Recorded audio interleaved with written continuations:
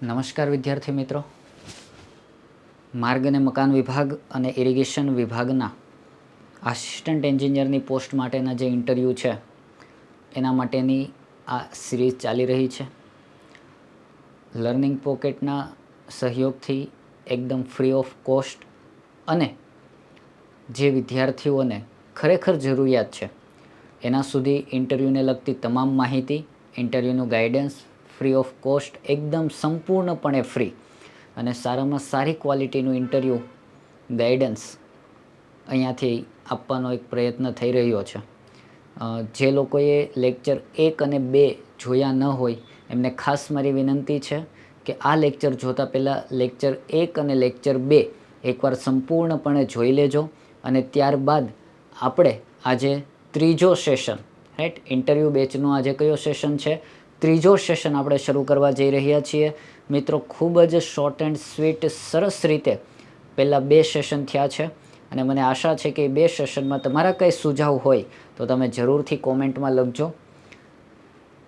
અહીંયા આપણે આજનો ત્રીજો સેશન શરૂ કરવા જઈ રહ્યા છીએ અને ખાસ જે મિત્રો ઇન્ટરવ્યૂ આવેલા છે, જે ઇન્ટરવ્યૂ આપવાના છે, એમના સુધી પહોંચાડવાનો પ્રયત્ન કરજો એવી મારી ખાસ ભલામણ છે, રાઈટ. કેમ કે હું આટલો એફર્ટ કરું છું, એક શોખ છે, રાઈટ, ભણાવવાનો એક શોખ છે, એક શોખ ખાતર તમારા માટે આટલી બધી મહેનત કરી અને આ બધું તૈયાર કરવામાં આવે છે, તો તમે પણ સાથ અને સહકાર મળે એવી અપેક્ષા છે.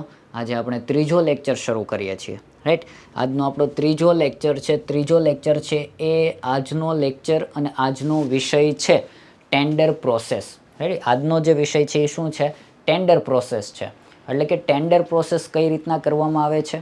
તમે પ્રાઇવેટ એજન્સી છો, પ્રાઇવેટ કોન્ટ્રાક્ટરો છો અથવા તો ગવર્મેન્ટમાં છો, તો ટેન્ડર પ્રોસેસ કઈ રીતના હોય છે, રાઈટ. ટેન્ડર પ્રોસેસ કઈ રીતના હોય છે એના વિશેનું આપણે આજનો આ સેશન છે, રાઈટ. કે ટેન્ડર પ્રોસેસ, જે બેઝિક ટેન્ડર પ્રોસેસ એવું તમને આજે કહીશ કે બેઝિક કેટલા સ્ટેપ ફોલો કરવાના થાય, રાઈટ. પણ એ બેઝિક સ્ટેપમાં ડિટેલ કઈ કઈ વસ્તુઓ આવે છે, રેડી. આ ડિટેલમાં જે વસ્તુઓ આવે છે એની ચર્ચા આપણે પછીથી કરશું, પણ આજે હું તમને એક ઓવરવ્યૂ આપી દઈશ કે ટેન્ડર પ્રોસેસ કઈ રીતના આપણે ફોલો કરીએ છીએ. જે લોકો ઇરિગેશન ડિપાર્ટમેન્ટમાં છે અને આરએનબીની તૈયારી કરી રહ્યા છે એના માટે તો આ ખૂબ જ અગત્યનો સેશન છે. કારણ કે ઘણા બધા લોકો એવા છે કે જેણે ક્યારેય ટેન્ડર પ્રોસેસ કરેલી જ નથી અથવા તો કરી છે તો આખી પ્રોસેસ ખબર નથી, ટેન્ડરનો કોઈક ભાગ કરેલો છે, રાઈટ. તો એવા લોકો માટે આજે આખી ટેન્ડર પ્રોસેસ મારે તમને સમજાવવાની છે બહુ વ્યવસ્થિત રીતે અને બહુ સારી રીતે, બહુ જ ઝડપથી અને બહુ જ શોર્ટ એન્ડ સ્વીટ. તમારો કોઈ પણ પ્રકારનો 1 મિનિટનો પણ ટાઈમ બગાડ્યા વગર આપણે ટેન્ડર પ્રોસેસ સમજવાની છે, રેડી. તો આપણે શરૂઆત કરીએ ટેન્ડર પ્રોસેસ. આપણે શરૂઆત ક્યાંથી કરીએ છીએ? ટેન્ડર પ્રોસેસથી આજે આપણે શરૂઆત કરીએ છીએ, રેડી. તો આજના લેક્ચરની શુભ શરૂઆત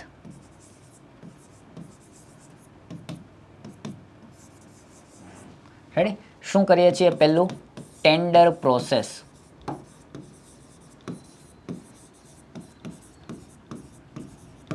મિત્રો, અહીંયા ધ્યાન રાખજો કે તમને ઇન્ટરવ્યૂમાં કયા પ્રકારના સવાલ આમાંથી પૂછી શકે. તમને ઇન્ટરવ્યૂમાં એવો પ્રકારનો સવાલ પૂછી શકે કે માનો કે તમારે કોઈ નવું કામ કરાવડાવવું છે અથવા તો કોઈ તમને જે પોસ્ટિંગ આપવામાં આવ્યું છે ત્યાં તમારે કંઈક નવું કામ કરાવવું છે, તો તમારે કઈ પ્રોસેસ ફોલો કરવી પડશે, રેડી. શું પૂછવામાં આવશે કે તમારે કોઈક નવું કામ કરાવવું છે, નવું કામ કરાવવાનું છે, તો શું કરશો? કઈ રીતે કામ મંજૂર કરાવશો?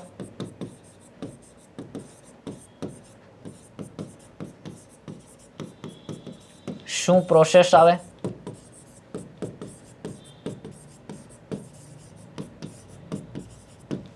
રેડી. આવા સવાલો તમને પૂછી શકે, રેડી. કે નવું કામ કરવાનું છે તો શું કરશો, કઈ રીતે કામ મંજૂર કરાવશો, શું પ્રોસેસ આવે, એનું ટેન્ડર કરવામાં આવે તો ટેન્ડરમાં કયા સ્ટેપ ફોલો કરવાના આવે, રેડી. આવી વસ્તુઓ તમને જનરલી ઇન્ટરવ્યૂમાં પૂછતા હોય છે. તો કોઈ પણ નવું કામ શરૂ કરાવવું હોય, રેડી, કોઈ પણ પ્રકારનું નવું કામ તમારે કરાવવાનું હોય તો પહેલું સ્ટેપ તમારે શું કરવાનું થાય છે? કોઈ પણ નવું કામ કરાવતા પહેલા, રેડી, કોઈ પણ નવું કામ કરાવતા પહેલાં તમારે શું કરવાનો થાય છે? સર્વે કરવાનો થાય. તમારે શું કરવાનો થાય? સર્વે કરવાનો થાય. તમારે પ્રાઇમરી સર્વે કરવાનો થાય. રેડી? પ્રાઇમરી સર્વે કર્યા પછી તમારે શું બનાવવાનો થાય? એનો રિપોર્ટ બનાવવાનો થાય. રેડી? પ્રાઇમરી સર્વે કરવાનો, પ્રાઇમરી સર્વે કર્યા પછી એનો રિપોર્ટ બનાવવાનો થાય. રિપોર્ટ બનાવ્યા પછી તમારે એક અંદાજિત શું બનાવવું પડે? અંદાજિત એસ્ટિમેટ. અંદાજિત એસ્ટિમેટ, જેને શું કહેવામાં આવે છે? બ્લોક એસ્ટિમેટ તરીકે આપણે ઓળખીએ છીએ. શેના તરીકે? Block estimate. રેડી? તો તમારે શરૂઆત અહીંથી કરવી પડે કે સર્વે કરવો પડે. જે તે કામ કરાવવું છે એનો પહેલાં તમારે શું કરવો પડે? સર્વે કરવો પડે. સર્વે કરશો એટલે તમને શું ખ્યાલ આવશે કે કયા પ્રકારનું કામ છે, આ કામમાં કઈ કઈ આઇટમો કરવાની જરૂર છે. આરસીસી કરવાની જરૂર છે, માટીકામ કરવાની જરૂર છે, ભૂંગળા નાખવાની જરૂર છે કે આરસીસી વોલ કરવાની જરૂર છે. રેડી? સર્વે કરશો એટલે ખબર પડશે કે કામમાં શું શું વસ્તુ કરવાની છે, કયા કયા પ્રકારનું કામ આમાં કરવાનું છે. રેડી? ત્યાર પછી તમારે રિપોર્ટ બનાવવાનો થશે. રિપોર્ટમાં તમારે ડિટેલ લખવાની થશે, A to Z detail. A to Z detail એટલે કેવા પ્રકારની ડિટેલો? તો એમાં તમારે લખવાનું થશે કે આ કામ કરવાના ફાયદા શું છે, આ કામ કરવાની જરૂરિયાત શું છે, આ કામ શા માટે કરાવવું પડે તેમ છે, જો આ કામ કરાવવામાં નહીં આવે તો તેનાથી ભવિષ્યમાં શું ઇફેક્ટ આવશે, અને જો કામ થઈ જશે તો એનાથી ફાયદો શું થશે, અને જો આ કામ અધૂરું મૂકવામાં આવશે અથવા તો ડિલે કરવામાં આવશે તો એનાથી નુકસાન શું જશે. રાઈટ? આ તમામ વસ્તુ તમારે શું લખવાની હોય છે? રિપોર્ટમાં લખવાની હોય છે. બીજી વસ્તુ કે તમે જે કામ કરાવી રહ્યા છો એ કામ પહેલાં ક્યારેય થયું નથી અથવા તો થયું છે તો એમાં રિપેર અથવા મેન્ટેનન્સ કરવાની જરૂર છે, શું જરૂર છે, એ તમામ વસ્તુ તમારે શું કરવું જોશે? આ રિપોર્ટમાં તમારે લખવાની થશે. રેડી? તો આટલી વસ્તુ કર્યા પછી તમને ખબર પડે કે તમારે શું કરવાનું છે કે આટલી વસ્તુઓ કરવાની છે. રેડી? બ્લોક એસ્ટિમેટ એટલે અંદાજિત એસ્ટિમેટ. બ્લોક એસ્ટિમેટ એટલે શું? અંદાજિત એસ્ટિમેટ. અંદાજિત એટલે કે ભાઈ માટીકામના કેટલા રૂપિયા જોશે? તો માટીકામના ભાઈ 10 લાખ રૂપિયા. રેડી? માટીકામના કેટલા? 10 લાખ રૂપિયા. આરસીસીમાં કેટલા? તો આરસીસીમાં ભાઈ 20 લાખ રૂપિયા જોશે. રેડી? તો આ રીતના અંદાજિત એસ્ટિમેટ. રેડી? તમારે મેઝરમેન્ટ કરીને નહીં, અંદાજિત કે અંદાજિત આટલો ખર્ચો થઈ શકે એમ છે, તો આનું ટોટલ કરું તો ટોટલ કેટલા લાખનો ખર્ચો છે? 30 લાખનો ખર્ચો. તો તમારે એવું લખવું પડે કે આ કામ કરવા માટે અંદાજિત બ્લોક એસ્ટિમેટ પ્રમાણે 30 લાખનો ખર્ચો થઈ શકે એમ છે. રેડી? તો આ રિપોર્ટ તમારે બનાવવાનો થાય કોઈ પણ કામ કરાવતા પહેલાં. રેડી? તમારે શું કરવો પડે? આ રિપોર્ટ બનાવવો પડે અને આ રિપોર્ટ તમારે સબમિટ કરાવવાનો થાય અને ત્યાર પછીથી આપણી ટેન્ડર પ્રોસેસ શરૂ થાય. રેડી?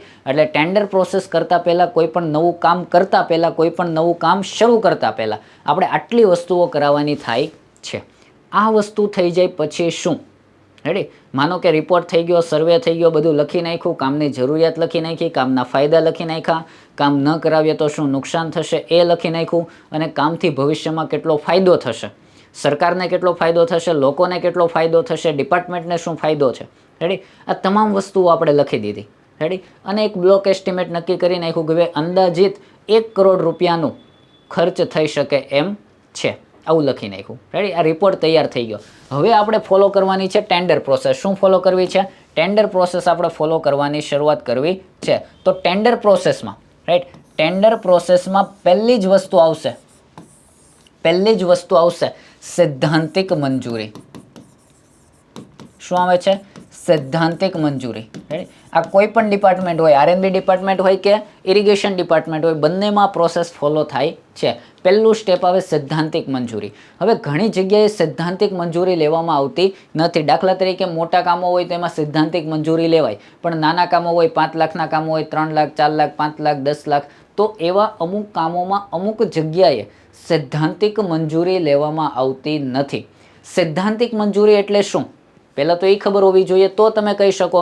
તમને કોઈ ઇન્ટરવ્યૂવાળો પૂછે તો તમને પહેલાં તો શબ્દ ખબર હોવો જોઈએ કે આનો અર્થ શું. સૈદ્ધાંતિક મંજૂરી એટલે શું?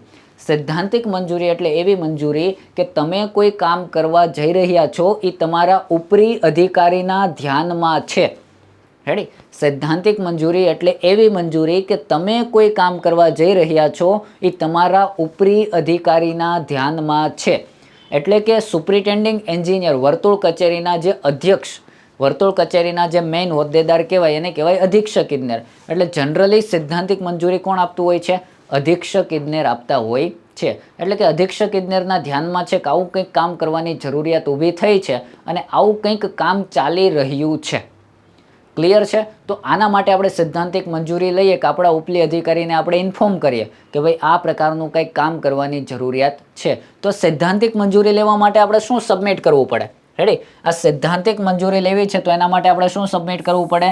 તો આપણે અહીંયા જે રિપોર્ટ બનાવ્યો, આ report plus block estimate, ready? આ રિપોર્ટ આપણે સૈદ્ધાંતિક મંજૂરી માટે સબમિટ કરવો પડે અને સાથે સાથે અંદાજિત એસ્ટિમેટ કે ભાઈ અંદાજિત આટલો ખર્ચ થઈ શકે એમ છે, એટલે આપણને છે એ સૈદ્ધાંતિક મંજૂરી પહેલાં મળે. રેડી? જનરલી અમુક જગ્યાએ લેવામાં આવે છે, અમુક જગ્યાએ નથી લેવામાં આવતી. મોટા પ્રોજેક્ટોમાં સૈદ્ધાંતિક મંજૂરી લેવી જરૂરી છે. રેડી? કેમ કે બહુ મોટો ખર્ચ કરવાનો હોય તો ઉપલી અધિકારીને ખબર હોવી જોઈએ કે આવું આવું કંઈક કામ કરવાની જરૂરિયાત છે, આવા આવા કંઈક નવા પ્રોજેક્ટો થઈ રહ્યા છે. રાઈટ? એની પાછળ સર્વે ચાલી રહ્યો છે, એના એસ્ટિમેટો તૈયાર થઈ રહ્યા છે, આ કામ નવું શરૂ થવાનું છે, તો ઉપલી અધિકારીની ધ્યાનમાં હોવું જરૂરી છે. એટલા માટે આપણે શું લઈએ છીએ? સૈદ્ધાંતિક મંજૂરી લઈએ છીએ. કોઈને કંઈ તકલીફ અહીંયા સુધી? રેડી? ક્લિયર છે? થોડુંક સ્પીડમાં એટલા માટે કરું છું કે તમારો મારે કોઈ પણ પ્રકારનો સમય બગાડવો નથી. ક્લિયર છે? રેડી? તો પહેલી વસ્તુ શું થઈ? સૈદ્ધાંતિક મંજૂરી. સૈદ્ધાંતિક મંજૂરી શા માટે લેવામાં આવે છે? એમાં શું શું હોય છે? તો એમાં બ્લોક એસ્ટિમેટ કે અંદાજિત રકમ. રેડી? આખું એસ્ટિમેટ ન હોય કે આઈટમ આના આટલા ભાવ, આઈટમ 2 ના આટલા ભાવ, આઈટમ 3 ના આટલા ભાવ. એમાં અંદાજિત હોય કે અંદાજિત ભાઈ 50 લાખ, 60 લાખ, 70 લાખ, 80 લાખ કે 1 કરોડનો ખર્ચ થઈ શકે એમ છે. તો આ જે બ્લોક એસ્ટિમેટ છે એ અને આપણે જે સર્વે કર્યો એ સર્વેનો રિપોર્ટ, આ બંને વસ્તુ આપણે શું કરીએ? સબમિટ કરાવીએ. શેના માટે? સૈદ્ધાંતિક મંજૂરી માટે. રેડી? સૈદ્ધાંતિક મંજૂરી પહેલાં લેવાની આવે. તો સૈદ્ધાંતિક મંજૂરી માટે આપણે આ બધું સબમિટ કરાવીએ. ત્યાર પછી શું આવે છે? તો સૈદ્ધાંતિક મંજૂરી મળે. રેડી? આપણને શું થાય? સૈદ્ધાંતિક મંજૂરી મળે. રેડી? ફોર એક્ઝામ્પલ અહીંયા હું ધારી લઉં કે સૈદ્ધાંતિક મંજૂરી મળી ગઈ. રેડી? સૈદ્ધાંતિક મંજૂરી મળી ગઈ. રેડી? પછી શું? તો સૈદ્ધાંતિક મંજૂરી મળી જાય એટલે તમારે શું કરવાનું? ડિટેલ સર્વે. શું કરવાનું થાય? ડિટેલ સર્વે અને એસ્ટિમેટ. એસ્ટિમેટ બનાવવું એઝ પર મેઝરમેન્ટ. રેડી? અહીંયા તો તમે બ્લોક એસ્ટિમેટ બનાવ્યું હતું. બ્લોક એટલે અંદાજિત એસ્ટિમેટ, પણ અહીંયા હવે અંદાજિત એસ્ટિમેટ નહીં ચાલે. રેડી? માનો કે તમને સૈદ્ધાંતિક મંજૂરી મળી ગઈ કે ભાઈ આ કામ કરવું જરૂરી છે, એ ખબર પડી ગઈ. પછી તમે શું કરશો? ડિટેલ સર્વે કરશો. રેડી? ડિટેલ સર્વે કરશો એટલે લેવલ લેશો, એના મેઝરમેન્ટ લેશો, ઓન સાઇટ જઈને કેટલા મીટરમાં, કેટલા કિલોમીટરમાં કામ કરવાની જરૂરિયાત છે એ તમે નક્કી કરશો, કેટલા મીટરનો રોડનું મેન્ટેનન્સ કરવાની જરૂરિયાત છે એ નક્કી કરશો, કેટલા મીટરનું નાળું બનાવવાનું થાય છે એ નક્કી કરશો. એટલે તમે શું કરશો? ડિટેલ સર્વે કરશો, એસ્ટિમેટ બનાવશો, મેઝરમેન્ટ કરશો. રેડી? મેઝરમેન્ટ કરશો અને આખું તમે શું બનાવશો? ડિટેલ એસ્ટિમેટ તમે તૈયાર કરશો. રેડી? આ તમારું ડિટેલ એસ્ટિમેટ તમારું તૈયાર થઈ જાય એટલે ત્યાર પછી 2 નંબરનું સ્ટેપ આવે છે. 2 નંબરનું સ્ટેપ આવે છે, તમારે શું કરવાનું છે? વહીવટી મંજૂરી લેવાની છે. શું લેવાનું છે? વહીવટી મંજૂરી, જેને શું કહેવામાં આવે છે?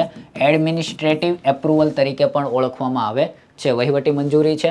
રેડી? વહીવટી મંજૂરીને શું કહેવાય છે?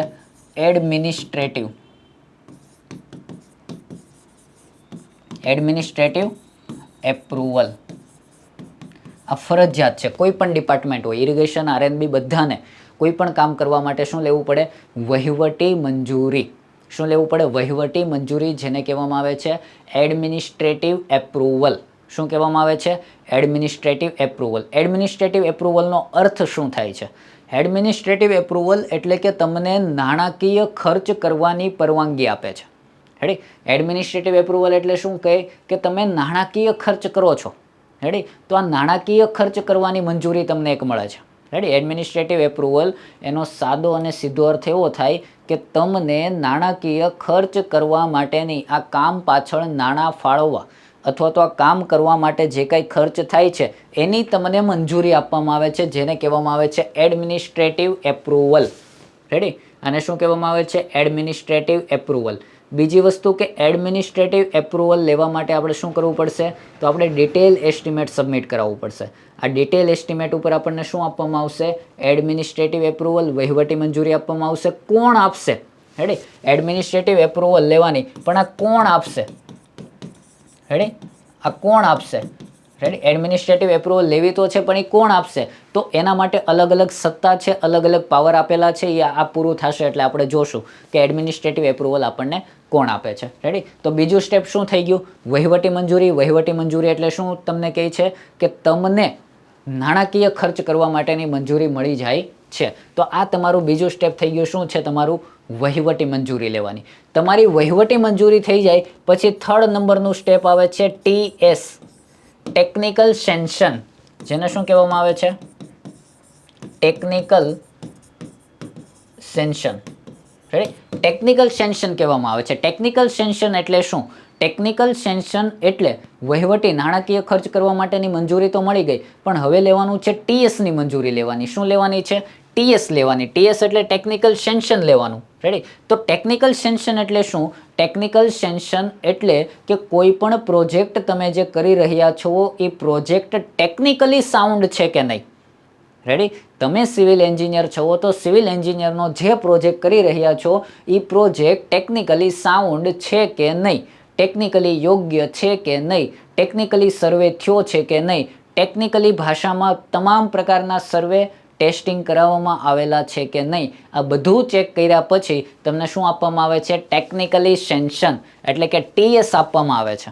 શું આપવામાં આવે છે? TS આપવામાં આવે છે. રેડી. તમારો પ્રોજેક્ટ ટેકનિકલી સાઉન્ડ.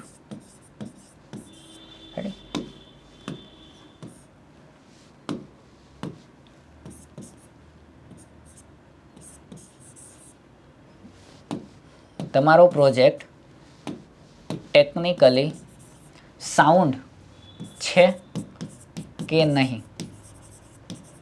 રેડી. જો ટેકનિકલી સાઉન્ડ હોય તો શું આપવામાં આવે છે? TS આપવામાં આવે. TS આપવામાં આવે. રેડી. TS આપવામાં આવે. હા, TS આપવામાં આવે. જો ટેકનિકલી સાઉન્ડ છે તો શું આપવામાં આવે છે? TS આપવામાં આવે છે. રેડી. હવે ટેકનિકલી સાઉન્ડ છે કે નહીં કોણ નક્કી કરશે? ટેકનિકલી સાઉન્ડ છે કે એ કોણ નક્કી કરશે? તો એ ટેકનિકલ સ્ટાફ નક્કી કરશે. ટેકનિકલ સ્ટાફ એટલે ડેપ્યુટી એક્ઝિક્યુટિવ એન્જિનિયર હોય, એક્ઝિક્યુટિવ એન્જિનિયર હોય, સુપ્રિન્ટેન્ડિંગ એન્જિનિયર હોય કે ચીફ એન્જિનિયર હોય. હવે સેક્રેટરીએટ ચેક કરવા જશે કે ભાઈ ટેકનિકલી સાઉન્ડ છે કે નહીં? નહીં. સેક્રેટરી આ ચેક કરવાનું જ હોય કે ટેકનિકલી સાઉન્ડ છે કે નહીં. એ તો નીચેનો જે સ્ટાફ છે એને બધું ચેક કરવાનું થાય કે જે પ્રોજેક્ટ થઈ રહ્યો છે એ ટેકનિકલી સાઉન્ડ છે કે નહીં.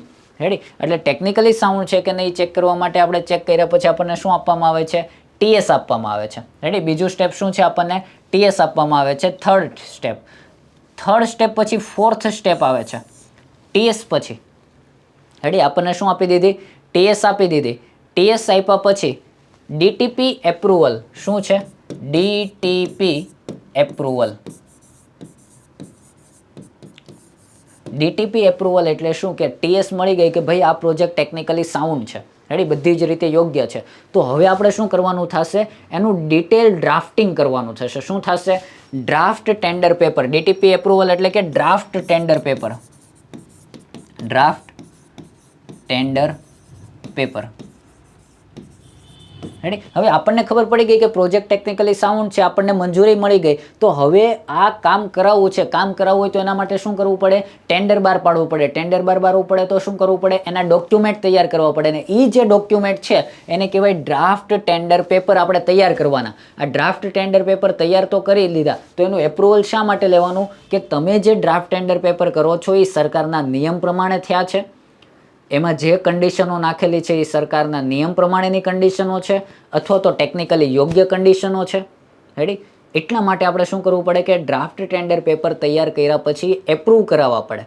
રેડી. કેમ કે ડ્રાફ્ટ ટેન્ડર પેપર છે કોણ તૈયાર કરતું હોય છે? તો મદદનીશ ઇજનેર તૈયાર કરતા હોય. રેડી. મદદનીશ ઇજનેર છે ડ્રાફ્ટ ટેન્ડર પેપર તૈયાર કરતા હોય. મેં તમને કીધું કે એસ્ટિમેટ બનાવવું, DTP તૈયાર કરવા, તો DTP કોણ તૈયાર કરે? Assistant engineer. તો એમાં ક્યાંક ભૂલ રહી ગઈ હોય તો ઉપલી અધિકારી એને શું કરે છે? એપ્રૂવ કરે છે. ડ્રાફ્ટ ટેન્ડર પેપરમાં શું હોય છે? તો ડ્રાફ્ટ ટેન્ડર પેપરમાં તમામ વસ્તુ, ટેન્ડરને લગતી તમામ વસ્તુઓ એમાં ઇન્ક્લુડેડ હોય છે. કઈ કઈ વસ્તુઓ? તો ભાઈ ટેન્ડર ફી કેટલી ભરવાની, બીજી વસ્તુ કે SD કેટલી, સિક્યોરિટી ડિપોઝિટ કેટલી, EMD કેટલી રાખવાની, કયા ટાઈમે ટેન્ડર ખુલશે, કયા ટાઈમે ટેન્ડર બંધ થશે, કઈ કઈ આઇટમો એક્ઝિક્યુટ કરવાની છે, કેટલી કેટલી ક્વોન્ટિટીની આઇટમો એક્ઝિક્યુટ કરવાની છે, કયા પ્રકારનું ડ્રોઈંગ્સ છે, ટર્મ્સ એન્ડ કન્ડિશન્સ કઈ રહેશે, કોન્ટ્રાક્ટની ટાઈમ લિમિટ કઈ રહેશે, રેતી વાપરવાની છો એ કઈ ક્વોલિટીની રેતી વાપરવાની છે, કપચી વાપરવાની તો કઈ ક્વોલિટીની, સિમેન્ટ વાપરવાની તો કઈ ક્વોલિટીની, સ્ટીલ વાપરવાનું તો કયા પ્રકારનું સ્ટીલ વાપરવાનું, એના કયા કયા ગુણધર્મો હોવા જોઈએ, એની કઈ કઈ કેરેક્ટરિસ્ટિક્સ હોવી જોઈએ. આ તમામ વસ્તુઓ હેમાં ઇન્ક્લુડેડ હોય છે, DTP ડ્રાફ્ટ ટેન્ડર પેપરમાં ઇન્ક્લુડેડ હોય છે. બીજી વસ્તુ કે કોન્ટ્રાક્ટર અને અધિકારીઓ વચ્ચે માનો કે માથાકૂટ થઈ ગઈ, રેડી, કોન્ટ્રાક્ટર અને અધિકારીઓ વચ્ચે માથાકૂટ થઈ ગઈ, તો એનું સોલ્યુશન કોણ કરશે? તો આ કન્ડિશનો પણ આમાં લખેલી હોય છે, કોન્ટ્રાક્ટની કન્ડિશનો. રેડી, આપણે ટેકનિકલી કામ કરવાની છે એ કન્ડિશનો તો લખેલી જ હોય કે આપણે ટેસ્ટિંગ કેટલા સમયે કરવાનું, કેટલા લોટમાં ટેસ્ટિંગ કરવાનું, ટેસ્ટિંગ કેટલું કરાવવાનું, પ્રાઇવેટમાં કેટલું કરાવવાનું, ગેરીમાં કેટલું ટેસ્ટિંગ કરાવવાનું, આ તમામ વસ્તુઓ અમે લખેલી હોય. રેડી, પણ સાથે સાથે કોન્ટ્રાક્ટની જે ટર્મ્સ એન્ડ કન્ડિશનો છે એ પણ આમાં લખવામાં આવેલી હોય છે. તો આ શું થઈ ગયું? 4th નંબરનું સ્ટેપ તમારું શું થઈ ગયું? DTP એપ્રુવલ કરાવવાનું. તો અત્યાર સુધીમાં આપણે કેટલા સ્ટેપ જોયા? રેડી, તો જો અત્યાર સુધીમાં આપણે કેટલા સ્ટેપ જોયા? પહેલું, બીજું, ત્રીજું અને ચોથું. પહેલું સ્ટેપ કયું હતું? સૈદ્ધાંતિક મંજૂરી. પહેલું સ્ટેપ કયું હતું? સૈદ્ધાંતિક મંજૂરી. બીજું શું હતું? Administrative approval. શું હતું? Administrative approval. પછી કોણ આવે? ટેકનિકલી સાઉન્ડ છે કે નહીં, એટલે TS. રેડી, અને ત્યાર પછી શું એપ્રુવ કરવાનું આવે? DTP એપ્રુવ કરવાનું આવે. એક વસ્તુ યાદ રાખજો કે જે TS આપશે, જે વ્યક્તિ TS આપશે એ જ વ્યક્તિ DTP એપ્રુવ કરશે. રેડી, જે વ્યક્તિ TS આપે એ જ વ્યક્તિ DTP એપ્રુવ કરે. ફોર એક્ઝામ્પલ, એક્ઝિક્યુટિવ એન્જિનિયરે TS આપી છે તો DTP પણ કોણ એપ્રુવ કરશે? Executive engineer. જો TS સુપ્રિન્ટેન્ડિંગ એન્જિનિયરે આપેલી હોય તો DTP પણ એપ્રુવ કોણ કરશે? Superintending engineer. એટલે જે વ્યક્તિ TS આપશે એ જ વ્યક્તિ DTP એપ્રુવ કરે છે. તો આ 4 સ્ટેપ થઈ ગયા. આ 4 સ્ટેપમાં કોઈને કંઈ વાંધો છે? કોઈને કંઈ વાંધો છે નહીં, એકદમ ક્લિયર છે. રેડી મિત્રો, તમે નોટ અને પેન લઈને બેસજો. રેડી, હું તમને આ PDF આપીશ ને PPT આપીશ એની વાટે નહીં રહેતા. તમે તમારી રીતે લખજો. રેડી, આમાં તમે લખશો એ તમને યાદ રહેશે. હું તો અહીંયા લખીને વયો જઈશ. રેડી, પણ તમારે લખવું પણ જરૂરી છે. એટલે તમે નોટ અને પેન લઈને બેસજો. પછી મેસેજમાં નહીં, કોમેન્ટમાં કે ભાઈ નોટ આપો, PDF આપો. રેડી, કેમ કે તમારે ઇન્ટરવ્યૂ છે તો થોડી મહેનત તો તમે કરશો ને. હું આપી દઈશ એનો કોઈ અર્થ નથી. તમે મોબાઈલમાં જોશો ને પતી જશે, પણ જો લખેલું હશે ને તો યાદ આવશે. લખેલું હશે એ યાદ આવશે. ઓકે, તો નેક્સ્ટ આપણે આગળ જઈએ. તો ત્યાર પછી ઓકે, ત્યાર પછી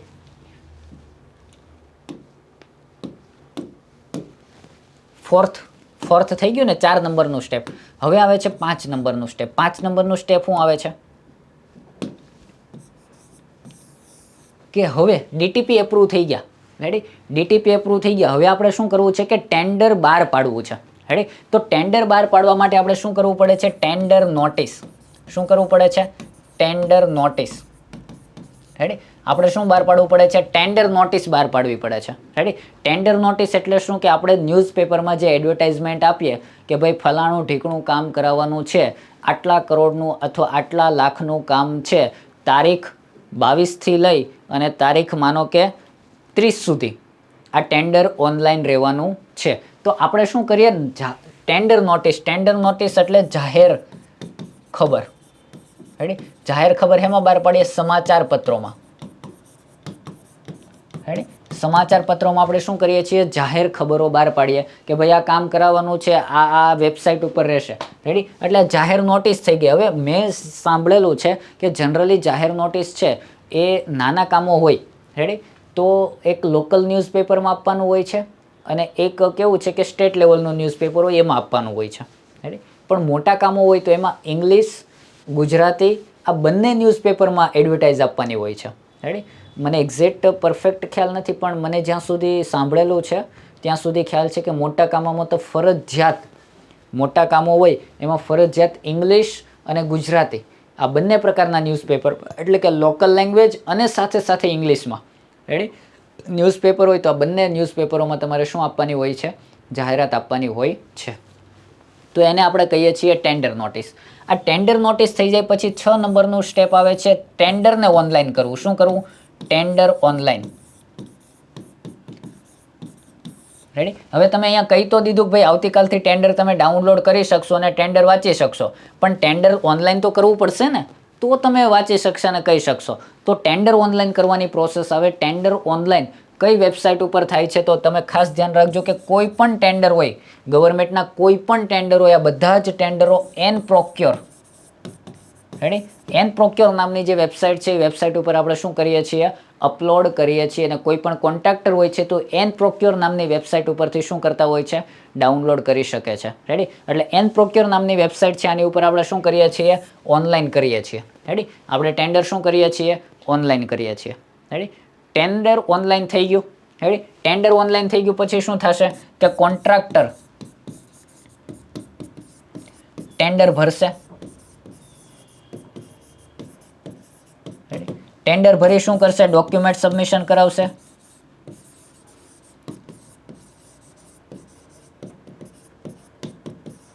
રેડી, ટેન્ડર ભરશે પછી ટેન્ડર ભર્યા પછી ટેન્ડરની ફીસ છે એ ડીડી સ્વરૂપે, કેમ કે ટેન્ડરની આપણે ફીસ રાખીએ. જો ફીસ ન રાખીએ તો ગમે એવા ડોક્યુમેન્ટને બધું સેન્ડ કરે અને ગમે એ ભરે. એટલે આપણે ટેન્ડરની એક ચોક્કસ ફીસ રાખીએ છીએ. રેડી, એટલે ટેન્ડર ફી પ્લસ ટેન્ડરમાં જે ડોક્યુમેન્ટો માંગ્યા હોય, એટલે અહીંયા આપણે ટેન્ડર ઓનલાઈન કર્યું છે એ વાંચવાનું, અને ટેન્ડરમાં જે ડોક્યુમેન્ટો માંગ્યા હોય એ બધા જ ડોક્યુમેન્ટો શું કરવાના હોય છે, કોન્ટ્રાક્ટરે સબમિટ કરાવવાના હોય છે. ટેન્ડર ફીસ કેટલી રાખવી, શું રાખવી, એના માટે સરકારના નિયમો છે, એ આપણે આગળ લેક્ચરમાં જોશું. રેડી, આગળના લેક્ચરો છે એમાં આપણે જોશું કે ભાઈ ટેન્ડર ફી શું રાખીએ છીએ, કેટલી રાખીએ છીએ, કઈ રીતનું છે. ક્લિયર? તો ડોક્યુમેન્ટ સબમિશન કોણ કરશે, કોન્ટ્રાક્ટર કરશે. રેડી, કોન્ટ્રાક્ટરે આટલી વસ્તુ કરી દીધી કે ટેન્ડર ઓનલાઈન આપણે કર્યું, પછી કોન્ટ્રાક્ટર ટેન્ડર ભરશે, ડોક્યુમેન્ટ સબમિટ કરશે. ડોક્યુમેન્ટ સબમિટ થઈ ગયા પછી 7 નંબરનું સ્ટેપ આવે છે, PQ bid open. હવે લાસ્ટ ડેટ પૂરી થઈ જાય, લાસ્ટ ડેટ પૂરી થઈ જાય પછી આપણે શું કરવાનું છે, pre qualification bid open. Ready, pre qualification bid, ધ્યાન રાખજો, પ્રી ક્વોલિફિકેશન બિડ એટલે શું કે આપણે જે ડોક્યુમેન્ટો માંગેલા છે એ ડોક્યુમેન્ટો કોન્ટ્રાક્ટરે સબમિટ કરાવ્યા છે કે નહીં ચેક કરવાનું. Ready, pre qualification bid. Pre qualification બિડમાં આપણે શું કરીએ છીએ કે પ્રી ક્વોલિફિકેશન PQ બિડમાં document checking, tender fee, EMD, આ ભરેલું છે કે નહીં, કોન્ટ્રાક્ટરે આના ડીડી આપેલા છે કે નહીં, પછી રજિસ્ટ્રેશન સર્ટિફિકેટ,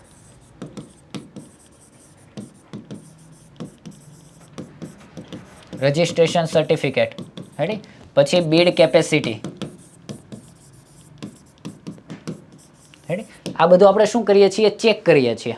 આ બધું આપણે શું કરીએ છીએ, ચેક કરવાનું હોય છે પ્રી ક્વોલિફિકેશનમાં. રેડી, હવે આમાં કયા ડોક્યુમેન્ટો ચેક કરવાના હોય છે એનું આપણે આખી ચર્ચા કરશું, એક લેક્ચર આપણે એનો છે.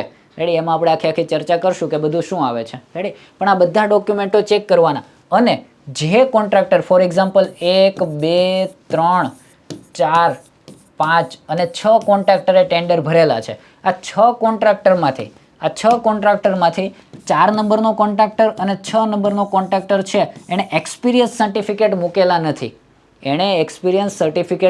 નથી. તો આ બંનેને આપણે શું કરી દેશું, ડિસ્ક્વોલિફાઈડ કરી દેશું. શું કરી દેશું, ડિસ્ક્વોલિફાઈડ.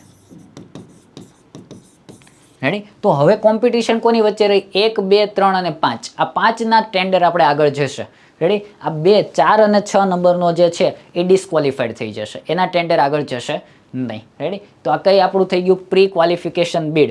રેડી, તો પ્રી ક્વોલિફિકેશન બિડમાં શું કરવાનું આવે છે એની ચર્ચા તમને કરી દીધી કે આપણે એમાં ડોક્યુમેન્ટ ચેકઅપ કરવાના આવે છે કે આપણે જે માંગેલા ડોક્યુમેન્ટો હોય, ડિપાર્ટમેન્ટે જે ડોક્યુમેન્ટો માંગેલા છે એ કોન્ટ્રાક્ટરે આપેલા છે કે નહીં. જો એણે આપેલા હોય, રેડી, તો ઓકે છે. પણ જો ન આપેલા હોય, રેડી, પણ જો ન આપેલા હોય તો આપણે શું કરીએ છીએ, એને ડિસ્ક્વોલિફાઈડ કરીએ છીએ. ક્લિયર છે? ઓકે, તો આ આપણું થઈ ગયું PQ બિડ. રેડી, અને ત્યાર પછી આવે છે કેટલા નંબરનું સ્ટેપ હતું, 8 નંબરનું સ્ટેપ. શું આવે છે, 8 નંબરનું સ્ટેપ આપણું કયું આવે છે, તો 8 નંબરનું સ્ટેપ આપે છે પ્રાઇઝ બિડ ઓપનિંગ. શું આવે છે, price bid opening. Price bid opening, price bid opening એટલે શું કે કોન્ટ્રાક્ટરે કેટલા ટકા અબો અથવા કેટલા ટકા બિલો ટેન્ડર નાખેલું છે.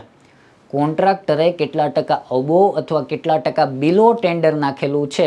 રેડી, આ આપણે જે ખોલીએ એને કહેવાય price bid. Ready, percentage above,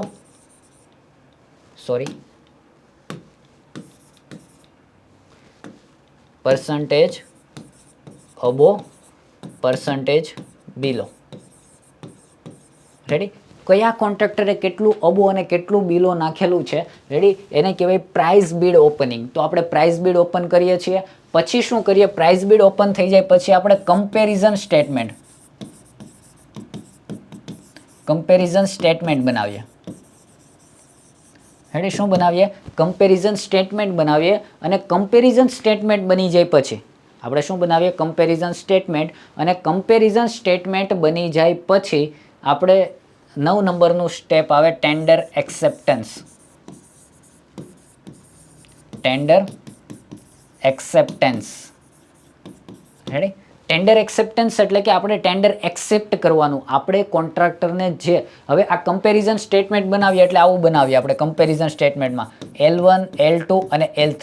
ready, તો જેણે સૌથી લોવેસ્ટ પ્રાઇસ ભરેલી છે, એટલે દાખલા તરીકે L1 છે એ -10% છે, આ -5% છે અને આ -3% છે. રેડી, તો L1 છે એ સૌથી લોવેસ્ટ પ્રાઇસ છે. તો આપણે L1 નો જે કોન્ટ્રાક્ટર છે એ L1 કોન્ટ્રાક્ટરનું ટેન્ડર એક્સેપ્ટ કરવાનું છે.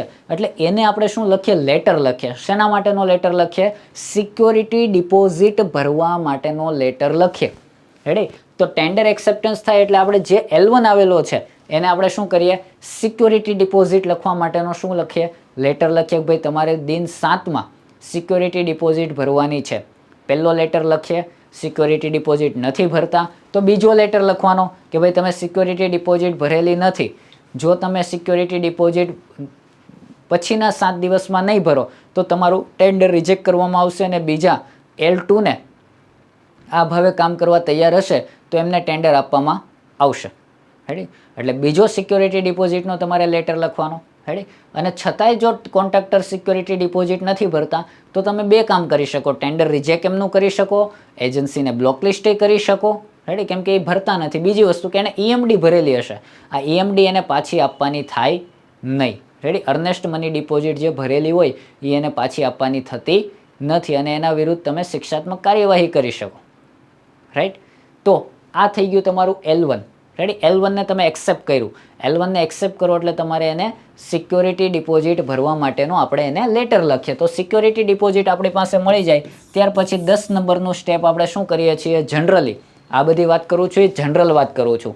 રેડી, આ જે પણ વાતો કરું છું એ બધી જનરલ વાતો કરું છું. આ કોઈ એવું નથી કે કટ ટુ કટ આમ જ હાલવું જોઈએ. રેડી, કદાચ ક્યાંક 5-10% આમ તેમ થતું પણ હોય અને થતું હોય છે. રેડી, એટલે cut to cut A to Z, ditto to ditto આવું ચાલવું જોઈએ એવું નહીં, પણ આ જનરલ પ્રોસેસ આવી હોય છે. રેડી, જનરલ પ્રોસેસ આવી હોય છે. એટલે તમને જો ઇન્ટરવ્યૂમાં પૂછે તો તમે જનરલ પ્રોસેસ આવી કહો તો એમાં કંઈ વાંધો છે નહીં. તો ટેન્ડર એક્સેપ્ટન્સ થઈ ગયો ત્યાર પછી તમારે શું કરવાનું હોય છે, વર્ક ઓર્ડર આપવાનો હોય છે.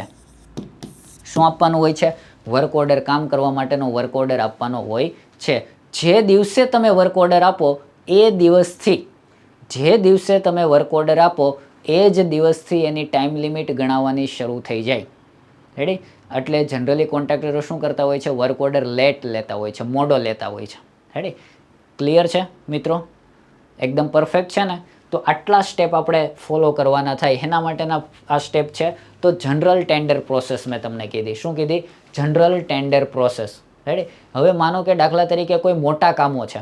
રેડી, ઘણી વખત કેવું હોય છે, મોટા કામો હોય છે. તો મોટા કામોમાં આપણે ટેન્ડર બનાવવામાં માનો કે ભૂલ રહી ગઈ અને આપણે ટેન્ડર ઓનલાઈન કરી દીધું. રેડી, મોટા કામો હતા અને ટેન્ડરમાં ભૂલ રહી ગઈ અને ટેન્ડર આપણે ઓનલાઈન કરી દીધું છે.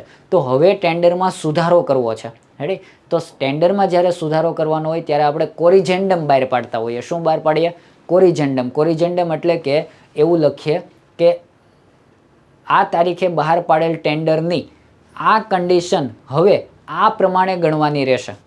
રેડી, તો ઘણી વખત ટેન્ડર અપલોડ થઈ ગયું હોય, આપણી ભૂલ પાછળથી આપણને ખબર પડી હોય કે આ ભૂલ રહી ગઈ છે. રેડી, તો એના માટે આપણે શું બહાર પાડતા હોઈએ છીએ, કોરિજેન્ડમ બહાર પાડતા હોઈએ છીએ. પછી ઘણી વખત મોટા કામો હોય, બ્રિજના કામો હોય, મોટા બીજા કોઈ બેરેજના કામો હોય, કોઈ વિયરના કામો હોય, કોઈ ડેમના મોટા કામો હોય. રેડી, કે 200 300 કરોડના હોય, 100 કરોડના કામો હોય. તો આવા કામોમાં ઘણી વખત ટેન્ડર બહાર પાડ્યા પછી અમુક બાબતે કોન્ટ્રાક્ટરોને કન્ફ્યુઝન હોય કે ભાઈ આ આઇટમ કઈ રીતે એક્ઝિક્યુટ કરવાની છે, આ કઈ પ્રકારે કામ કરવાનું છે. તો આ બાબતે આપણે શું કરતા હોય છે કે એક મીટિંગ બોલાવતા હોઈએ છીએ, જેમાં કોન્ટ્રાક્ટરને જે કંઈ સવાલો હોય આ તમામ સવાલોને આપણે શું આપતા હોય છે, જવાબો આપતા હોય છે. એના તરફથી જે કંઈ વાંધાઓ હોય આ તમામ વાંધાઓનો આપણે શું કરતા હોઈએ છીએ, સોલ્યુશન આપતા હોય કે આ પ્રકારનું આ જે કન્ડિશન છે એને આ પ્રકારે ગણવાની રહેશે, આ કન્ડિશન છે એનું આ અર્થઘટન કરવાનું રહેશે, આ પ્રકારે કામ કરવાનું છે, આટલું કામ કરવાનું છે, આ મેથડથી કામ કરવાનું છે. એને જે કંઈ કન્ફ્યુઝન્સ હોય, રેડી, આ તમામ પ્રકારના કન્ફ્યુઝનો આપણે શું કરતા હોઈએ છીએ, સોલ્વ કરતા હોઈએ છીએ. જનરલી EPC કોન્ટ્રાક્ટમાં પણ આ પ્રકારનું થતું હોય છે. રેડી, કોન્ટ્રાક્ટ વિશે આપણે પછી ચર્ચા કરશું. રેડી, અત્યારે આપણે ટેન્ડર પ્રોસેસ વિશે ચર્ચા કરીએ છીએ. રાઈટ, તો આ પ્રકારે આખી ટેન્ડર પ્રોસેસ થતી હોય છે. તો જુઓ મિત્રો, આપણે ટેન્ડર પ્રોસેસ શરૂ ક્યાંથી કરી હતી. રેડી, અહીંયા હું લખું છું ટેન્ડર પ્રોસેસ શરૂ ક્યાંથી થઈ હતી. તો પહેલાં કયું હતું, સૈદ્ધાંતિક મંજૂરી લીધી. ત્યાર પછી આપણે શું લીધું હતું, એડમિનિસ્ટ્રેટિવ એપ્રુવલ, જેને આપણે શું કહીએ છીએ, વહીવટી મંજૂરી કહીએ છીએ. ત્યાર પછી 3 નંબર ઉપર આપણે વહીવટી મંજૂરી મળી ગઈ. ત્યાર પછી શું લીધું હતું, ટેકનિકલ સેન્શન લીધું હતું. ત્યાર પછી 4 નંબર ઉપર શું લીધું હતું, DTP ડ્રાફ્ટ ટેન્ડર પેપર. આને આપણે એપ્રૂવ કરાવ્યા હતા. ડ્રાફ્ટ ટેન્ડર પેપર એપ્રૂવ થઈ જાય પછી આપણે શું કરીએ છીએ, ટેન્ડર નોટિસ બહાર પાડીએ છીએ. રેડી, ટેન્ડર નોટિસ બહાર પાડીએ છીએ. ત્યાર પછી ટેન્ડર નોટિસ બહાર પડે ત્યાર પછી શું કરવાનું હોય છે, તો ઓનલાઈન ટેન્ડર કરીએ છીએ. રેડી, ઓનલાઈન ટેન્ડર થઈ જાય પછી શું થતું હોય છે, 7 નંબરનું સ્ટેપ કોણ કરતું હોય છે, અહીંયા 1 નંબરનું સ્ટેપ, 7 નંબરનું સ્ટેપ આવે કોણ કરે, કોન્ટ્રાક્ટર. આ શું કરતા હોય છે, ટેન્ડર ભરે. રેડી, ત્યાર પછી 8 નંબરની પ્રોસેસમાં શું આવે છે, ઓનલાઈન ટેન્ડર થઈ ગયું, કોન્ટ્રાક્ટર ટેન્ડર ભરી દીધું. રેડી, આને આપણે કંઈ નંબર નહોતો આપ્યો, આને ખાલી એમ નંબર રાખ્યું તો કોન્ટ્રાક્ટર ટેન્ડર ભરે, આને 7 નંબર આપી દઈએ. રેડી, તો ટેન્ડર ઓનલાઈન થઈ ગયું, ટેન્ડર ભરી દીધું. પછી શું આવ્યું, PQ બીડ ઓપન કર્યું. રેડી, ત્યાર પછી PQ બીડ ઓપન કર્યું. PQ બીડ ઓપન થઈ જાય પછી કયું બીડ ઓપન કરવાનું થાય, પ્રાઇસ બીડ ઓપન કરવાનું થાય. પ્રાઇસ બીડ ઓપન થઈ જાય પછી શું કરવાનું થાય, ટેન્ડર એક્સેપ્ટ કરવાનું થાય.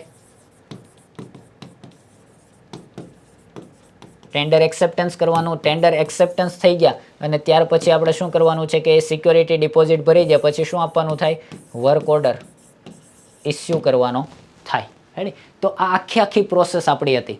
રેડી, પહેલેથી લઈ અને છેલ્લે સુધીની આખી ટેન્ડર પ્રોસેસ આવી રીતના આપણે કંઈક ફોલો કરીએ છીએ. પહેલાં કેવું હતું કે બધા જ પોતપોતાની રીતે ટેન્ડરો બહાર પાડતા. રેડી, બધા જ શું કરતા, પોતાની રીતે ટેન્ડરો કન્ડિશનો રાખતા. રેડી, અને બધામાં ટર્મ્સ કન્ડિશનો અલગ અલગ હોય. એટલે ઘણી વખત R&Bમાં કામ કરતો કોન્ટ્રાક્ટર હોય, ઇરિગેશનનું ટેન્ડર ભરે તો એને કંઈક અલગ રીતે ટર્મ્સ કન્ડિશનો સમજવી પડે, એને કંઈક કરવાનું થાય. એટલે એક સૂત્રતા જળવાય. રેડી, ટેન્ડર પ્રોસેસમાં એક સૂત્રતા જળવાય એટલા માટે સરકારે શું બહાર પાડેલું છે, સરકારે બહાર પાડેલું છે SBD. SBD એટલે શું, તો SBD એટલે standard bid document. Ready, SBD એટલે શું છે, સ્ટાન્ડર્ડ બીડ ડોક્યુમેન્ટ. રેડી, સરકારે એક સ્ટાન્ડર્ડ બુકલેટ બહાર પાડી દીધી કે તમારે કોઈ પણ ડિપાર્ટમેન્ટનું ટેન્ડર કરવું હોય તો આ જ પ્રકારે તમારે ટેન્ડર કરવાનું છે, આ જ ફોર્મેટમાં ટેન્ડર કરવાનું છે. આખા દેશમાં નહીં, આખા ગુજરાતમાં એક જ રીતે. રેડી, આખા ગુજરાતમાં જે પણ ટેન્ડરો બહાર પડે એ SBD પ્રમાણે બહાર પડવા જોઈએ, ઇરિગેશન અને R&B બંને ડિપાર્ટમેન્ટમાં. રેડી, એટલા માટે આપણે શું બહાર પાડેલું છે, સ્ટાન્ડર્ડ બીડ ડોક્યુમેન્ટ, અને એ પ્રમાણે આપણે ટેન્ડરો કરીએ છીએ. કોઈ પણ ટેન્ડર હોય બધા જ ટેન્ડરો આ પ્રમાણે કરવાના થાય છે. એમાં એક સૂત્રતા જળવાય બધા કોન્ટ્રાક્ટરો માટે, સરકાર માટે, પછી કોર્ટ માટે, કેમ કે કોર્ટમાં ઘણા કેસો જાય તો કોર્ટમાં અલગ અલગ કેવું છે કે સેન્ટેન્સોનું અલગ અલગ રીતે બાયફર્ગેશન કરેલું હોય. રાઈટ, એટલા માટે એક સૂત્રતા જળવાય અને આવી ડિસ્ક્રિપન્સી પ્રોડ્યુસ ન થાય કોન્ટ્રાક્ટર અને ડિપાર્ટમેન્ટ વચ્ચે. એટલા માટે આ પ્રકારનું SBD બહાર પાડવામાં આવેલું છે. SBD વિશે આપણે ડિટેલમાં સમજવાનું છે, એના માટે એક સ્પેશિયલ લેક્ચર આખો થશે. SBD માટે એક શું થાય છે, એક સ્પેશિયલ લેક્ચર આખો મારે કરવો પડશે. ક્લિયર છે? એટલે એસબીડીનું જે કંઈ છે એ આપણે એમાં સમજશું કે એસબીડીમાં કઈ કઈ વસ્તુ આવે, કેવી કેવી આવે. હું શક્ય હશે તો તમને બુકલેટ લેતો આવીશ અને બુકલેટ સાથે સમજાવીશ કે આવી આવી વસ્તુઓ એસબીડીમાં છે. તમે એઝ અ ફ્રેશર છો તો તમને બેઝિક ખ્યાલ હોવો જોઈએ, ડિટેલની જરૂર નથી. તમે ફ્રેશર છો તો તમને બેઝિક વસ્તુ ખ્યાલ હોવી જોઈએ કે એસબીડી શું છે, પહેલાં હતું એ શું હતું અને એસબીડી નવું આવ્યું એ શું છે, પહેલાં કઈ રીતના ટેન્ડર થતા હતા અને એસબીડીમાં શું ફરક છે. રેડી, એસબીડીમાં કઈ કઈ વસ્તુઓ નવી નાખેલી, બેઝિક ખ્યાલ હોવો જોઈએ તમને. હું એવું નથી કહેતો કે એકદમ કટ ટુ કટ ડિટેલ ખ્યાલ હોવો જોઈએ, કેમ કે તમે ફ્રેશર છો, તમે ડિપાર્ટમેન્ટમાં હજુ કામ કર્યું નથી, તો પછી તમને કઈ રીતે ખબર હોઈ શકે કે બધું cut to cut detail. Ready, એટલા માટે તમારે બેઝિક વસ્તુ તમને ખ્યાલ હોવી જોઈએ. તો આ ત્રીજો લેક્ચર હતો મિત્રો, ટેન્ડર પ્રોસેસ કઈ રીતના હોય છે અને શું શું આપણે એમાં જોઈએ છીએ. આ મેં તમને એકદમ કટ ટુ કટ કરાવ્યું. રેડી, આમાં કોઈને કંઈ તકલીફ છે? એકદમ ક્લિયર છે ને? બધાને આવડશે? રેડી, ટેન્ડર પ્રોસેસ આવડશે ને? કમ્પ્લીટ? ઓકે, ક્લિયર છે બધા માટે? ઓકે, નેક્સ્ટ હવે આપણે જોવાના છે અલગ અલગ પાવર. રેડી, નેક્સ્ટ આપણે શું જોવાના છે? અલગ અલગ પાવર જોવાના છે. રેડી, ઓકે, હવે આપણે પાવર જોવાના છે. રેડી, શું જોવાના છે? પાવર. કે આપણે આ જે ઉપરની જે વહીવટી મંજૂરી છે, રેડી, આ સૈદ્ધાંતિક મંજૂરી છે, વહીવટી મંજૂરી છે, આ બધી મંજૂરીઓ આપણે લઈએ છીએ. રેડી, તો કોને કેટલા પાવર આપવામાં આવેલા છે એના વિશે આપણે ચર્ચા કરવાની છે. રેડી, તો અહીંયા સુધી તમારું બધાનું એકદમ કમ્પ્લીટ છે, આમાં કોઈને કંઈ વાંધો છે નહીં. રેડી, આ તો બધું તમને આવડી જશે. હવે ટેન્ડર રિલેટેડ તમારા જે કંઈ સવાલો છે એ આપણે પછી લેશું. રેડી, ટેન્ડર રિલેટેડ જે કંઈ સવાલો છે એ આપણે પછી લેશું. અત્યારે પાવર વિશેની મારે તમને વાત કરવાની છે. ઓકે, તો આગળનું આપણે જોઈએ હવે કે કોને કેટલા પાવર આપેલા છે એ. ક્લિયર? ડન? ઓકે, જુઓ નેક્સ્ટ.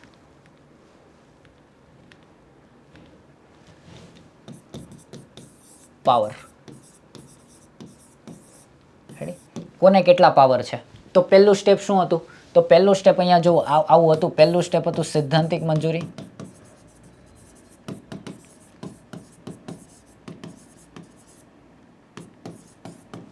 બીજું શું હતું? Administrative approval. ત્રીજું શું હતું? ટીએસ. અને ચોથું શું હતું? ડીટીપી. રેડી, અને અહીંયા પાંચમું હતું ટેન્ડર એક્સેપ્ટન્સ.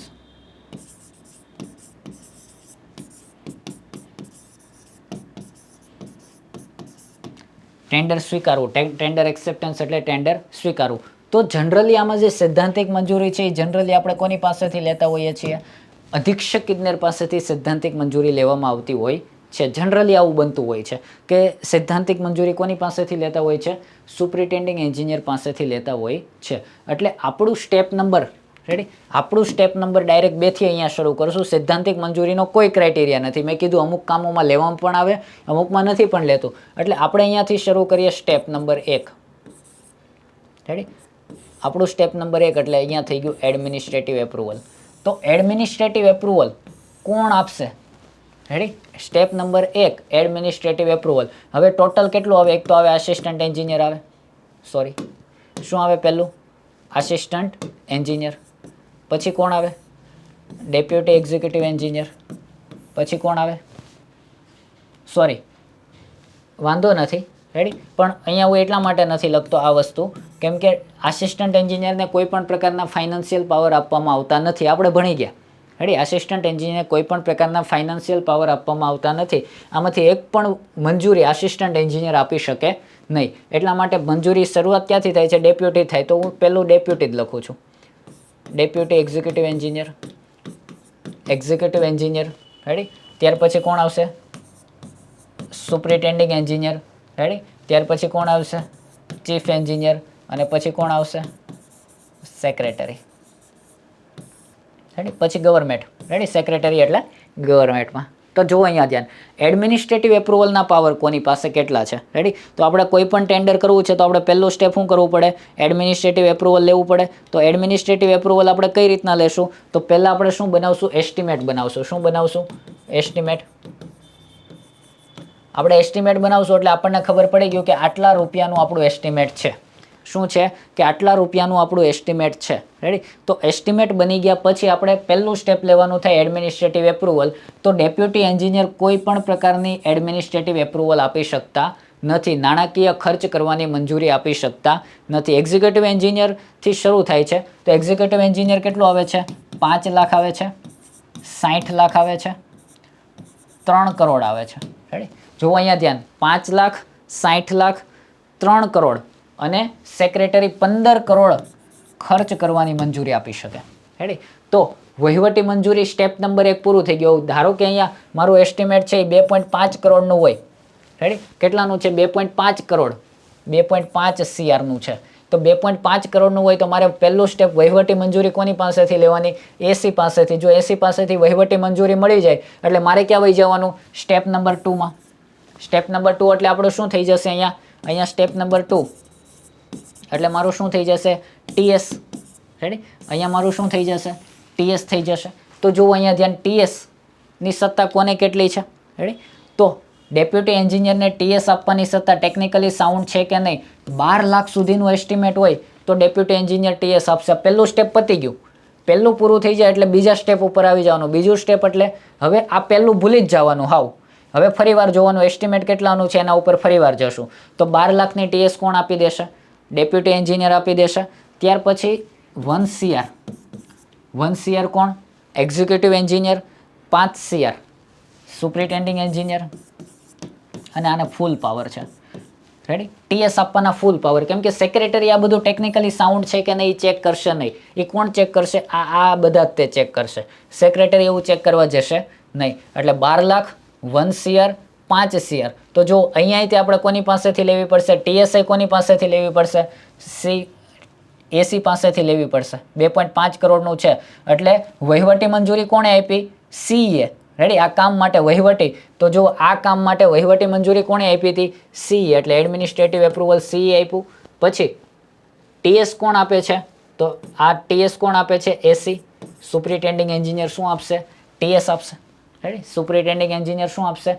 TS આપશે. હવે જે TS આપે એ તે શું કરશે? સ્ટેપ નંબર 3 શું કરશે? DTP approval. તો જે TS આપે એ જ તે DTP એપ્રુવલ કરશે. એટલે અહીંયા 12 લાખના પાવર છે, અહીંયા 1 CRના પાવર છે, 5 CRના પાવર છે અને અહીંયા ફૂલ પાવર છે. રેડી. સેક્રેટરી કંઈ નહીં આવે. ત્યાર પછી tender acceptance. Step number 4. Step number 4. Ready. શું છે? Tender accept. રેડી. તો ટેન્ડર એક્સેપ્ટના અલગ અલગ પાવર છે. કયા કયા પાવર છે ટેન્ડર એક્સેપ્ટન્સના? તો ડેપ્યુટી એન્જિનિયર છે એ 10 લાખનું કરી શકે. રેડી. આ 10 લાખ, આ છે 50 lakh. Ready. 10 lakh. Executive engineer છે એ 50 લાખ. રેડી. આ 2 CR આવું જ આવે છે. 2 CR, 4 CR અને 5 CR. રેડી. 2 CR, આ 4 CR અને આ 5 CR. રેડી. આ ટેન્ડર એક્સેપ્ટન્સના પાવર છે. રેડી. તો જો અહીંયા ધ્યાન, અહીંયા આપણું કેટલું એસ્ટિમેટ કેટલાનું છે? તો 2.5 CRનું છે. તો એક્સેપ્ટ કોણ કરશે? Tender accept. જુઓ, ટેન્ડર એક્સેપ્ટ કરવા કોની પાસે જશે? 2 કરોડ કરતાં વધારે છે અને 4 કરોડ સુધી. તો 2 કરોડથી 4 કરોડ સુધી. તો ટેન્ડર એક્સેપ્ટન્સ કોની પાસે થાય? C engineer. આ એસી. તો જોયું. જુઓ, એડમિનિસ્ટ્રેટિવ એપ્રુવલ કોણે આપી? CA. TS કોણે આપી? ACA. DTP કોણે? ACA. ટેન્ડર એક્સેપ્ટન્સ પાછું કોણે કર્યું? CA. ખ્યાલ આવે છે? તો આ રીતના સ્ટેપ 1, 2, 3 અને 4 આપણે ફોલો કરવાના હોય છે. તો મિત્રો, આ વસ્તુ આપણે થઈ, ટેન્ડર એક્સેપ્ટન્સની વાત થઈ અને ડિટેલમાં કઈ રીતના ટેન્ડર પ્રોસેસ થાય છે, એ ટેન્ડર કોણ એક્સેપ્ટ કરે છે અને એને કોણે કયા કયા પાવરો સરકારે આપેલા છે. આ પાવર મેં નથી આપેલા. આ પાવર કોણે આપેલા છે? સરકારે આપેલા છે. રેડી. આ પાવરો મેં કે તમે આપેલા નથી. આ જે કાંઈ પાવરો મેં તમને અહીંયા સમજાવ્યા, રેડી, કે કોના કેટલા પાવર છે, આ બધા જ પાવરો કોના છે? અલગ અલગ પોસ્ટના અને સરકારે આ પાવરો આપેલા છે. ક્લિયર છે બધાને? રેડી. તો આ પ્રમાણે ઇરિગેશન ડિપાર્ટમેન્ટમાં આપણા GR પ્રમાણે કામ થાય છે. રેડી. ઘણા બધા GRઓ હોય છે.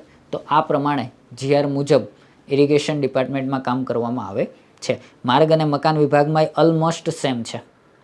રેડી. ઓલમોસ્ટ સેમ છે, પણ એમાં બિલ્ડિંગના થોડા ઇલેક્ટ્રિકના ને એના જે પાવરો છે, ઇલેક્ટ્રિક કામોના પાવર એ અલગ અલગ છે. રેડી, પણ સિવિલના ઓલમોસ્ટ સેમ છે. ક્લિયર?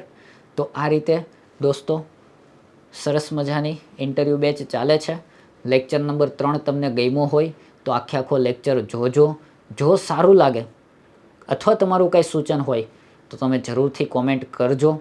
રેડી, આ ફક્ત ને ફક્ત સેવાભાવના ભાવ સાથે રેડી આ સિરીઝ ચાલે છે.